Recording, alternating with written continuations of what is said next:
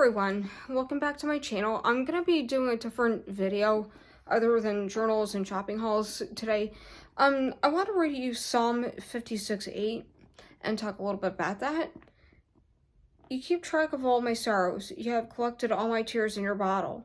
You have recorded each one in your book. The reason why I'm bringing this up is that lately I have been feeling very down. I don't know if you know this or not, but I have been abused and bullied for a period of 5 years on a job that I had when I was working in New Jersey. I know I'm out of there almost 11 years, but keep in mind that this person who did this to me is a narcissistic sociopath. So if you know anybody about people like that, you know that these people are very psychologically dangerous. I have a theory as to what up to it, although I don't know if I'm correct in saying it. I think it dates back to a mistake that I made on the job, and this person got angry at me and decided to retaliate by bullying me and abusing me for 5 years.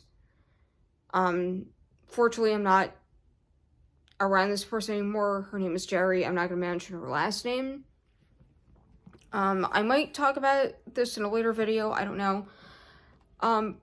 But when I was going through all that, I cried basically every day. And I should have kept a journal about all that was going on. I mean, I wrote a little bit about that. But if I were to do it all over again, I would just document every single thing that she was doing to me. Only reason I didn't, and I know it sounds silly, is because I was afraid of sounding judgmental towards her. I know it sounds like a ridiculous reason for not doing that. Maybe it's just some lame excuse on my part for all I know. But lately I have been very down about that, and I've been in tears about it for the past couple days. I was at Bible study yesterday morning. I was thinking about it and I started crying about it. And I know some people might think, okay, well, why aren't you over this yet? Well, keep in mind, like I said, that this person who did this to me is a narcissistic sociopath. And I find it very difficult for me to talk about what actually she did to me, like in specific details.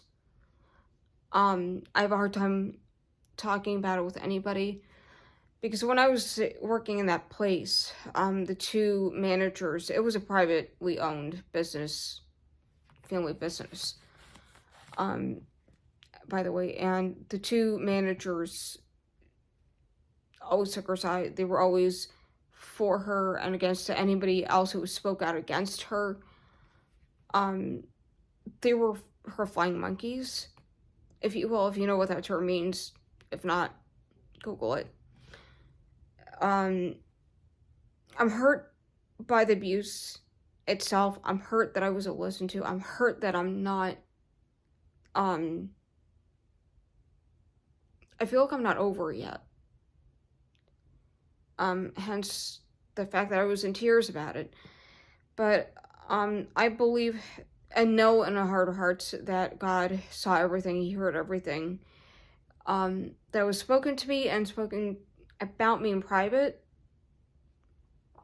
And I know that they have, and nobody's going to tell me otherwise, because I already know. I just don't know what was said about me. I feel like I want to still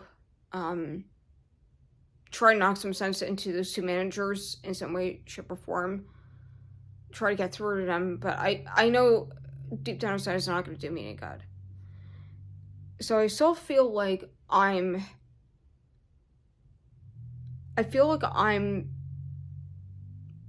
still backed into a corner when it comes to this situation, even though I'm not around them anymore. Like I feel that in a mentally I feel that way. I don't want to feel this way. I hate feeling this way, and I hate that I went through it, and I just don't understand, like, why. I'll never understand it.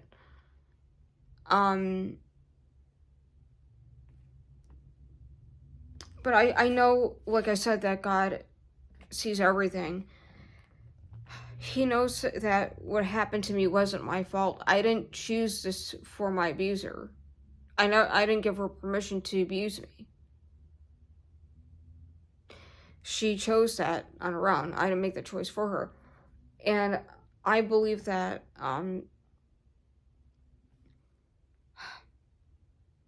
that just God knows. And he collected all my tears in a bottle, and he will continue to do so.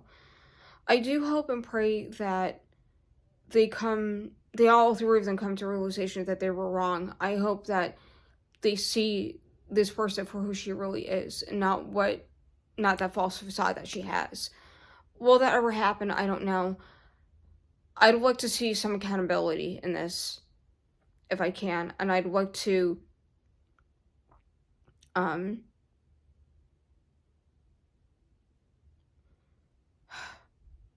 like them to do a lot of soul searching